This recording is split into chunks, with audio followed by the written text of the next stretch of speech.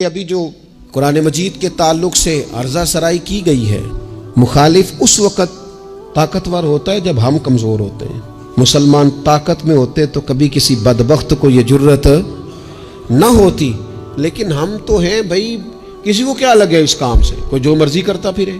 हमारा कमज़ोर हो जाना, हमारा अपने अपने दुनियावी मुफादात के लिए भाग निकलना और शब व रोज़ सिर्फ अपनी दुनियादारी सीधी करना और मुसलमान हुक्मरानों का सिर्फ अपनी ज़ाती कुर्सियां पक्की करना और अपने ज़ाती मामलात में उलझ जाना, उम्मत की फिक्र कौन करेगा? उम्मत का दर्द किसके सीने में उठेगा? कौन होगा जो बेलौस होकर आगे बढ़ेगा?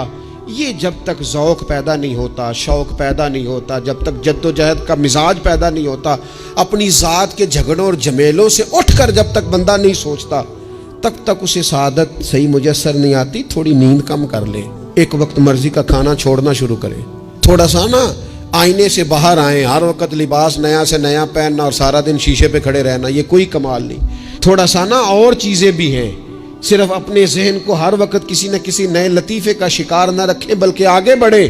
वो किसी ने कहा था कि अभी तो मंजिल दूर है, और जब मंजिल दूर हो तो मुसाफिर सोया नहीं करते, मंजिल दूर हो तो फिर नींद गहरी नहीं आया करती। मंजिल तो अभी दूर है।